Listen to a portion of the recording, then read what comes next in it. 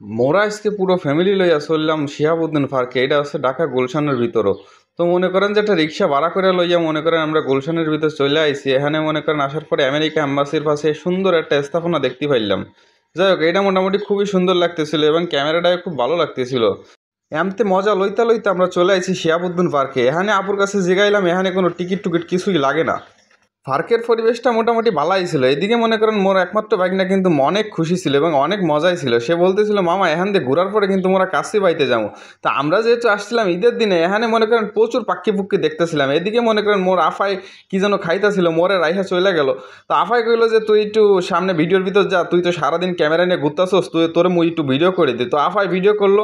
তো এদিকে মনে করেন সামনের দিকে যাইতে যাইতে এখানে কিন্তু বাচ্চাকে খেলার একটা ছোট একটা পার্ক আছে। এখানে মনে করেন যাওয়ার পরে মোর বাইকনার আর খুঁজে পাই না। মোর বাইকনা কিন্তু দৌড়ায় চলে গেছে। এখানে কগে লাগে যেন মিশা গেছে, তারে আর খুঁজে পাইতেছিলাম না। বাইকনারে তো খুঁজে পাইতেছি না, কিন্তু এখানে দেখি যে প্রচুর খেলার আইটেম। এইগুলা দিদির কাছে জিগাইলাম যে এইগুলো নাকি সবগুলাই ফ্রি। তো মোরও কিন্তু এই রাইডগুলো সত্যি ইচ্ছা করতেছিল, যেহেতু এখানে ফ্রি, এখানে টাকা পয়সা দেওয়া লাগতেছে না।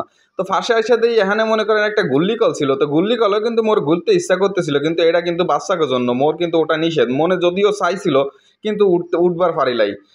আমার কাছে জিগাইলাম এই পার্কে নেই একটা লাইব্রেরিও আছে এবং এখানে মনে করেন জিম করার জন্য ছেলেকে জন্য স্পেস আছে। ছেলে না শুধুমাত্র, এখানে মায়াময়ীরাও মনে করেন জিম করতে পারে। তো সুন্দর একটা লেক আছে পার্কের ভিতর। তো লেকের যে ভিউটা, এখানে ভাবছিলাম দুইটা সাইডে ছবি তুলবো, কিন্তু এত ভিড় লোকের মনে করেন মুই ছবি তোলার কোনো স্পেসই পাইতেছিলাম না। তো আপনাকে একটু মনে করেন লেকের ভিউটা দেখাই। এখানে মনে করেন আসলে আপনি গার্লফ্রেন্ড নিয়ে পাক্কি পুক্কি নিয়ে আসলে কিন্তু আপনার মনে করেন সময়টা একদম কেমনে চলে যাবে আপনি নিজেও বুঝতে পারবেন না। মোর মনে একখান ইচ্ছা জাগছিল, মোর যদি একখান বউ থাকতো তাহলে মুইও কিন্তু এই শাহাবুদ্দিন পার্কে এসে কাফিল ফিক তুলতে পারতাম। যাই হোক, কিছু করার নাই, সিঙ্গেল আছি, ভালোই আছি। একদিকে মনে করেন বিভিন্ন ফেরা। এখানে মনে করেন সামনে ভিডিওর ভিতরে আপনার একটা জিনিস দেখতে পারবেন যে বিয়ে কইরা বেড়ায় কি একটা ঝামেলার ভিতর আছে। তো আফাইরে কইলাম যে আফা কিছু ছবি তুলে দেয়। আফাই মনে করেন যে ভুল কইরা ভিডিও করে এলাইছে।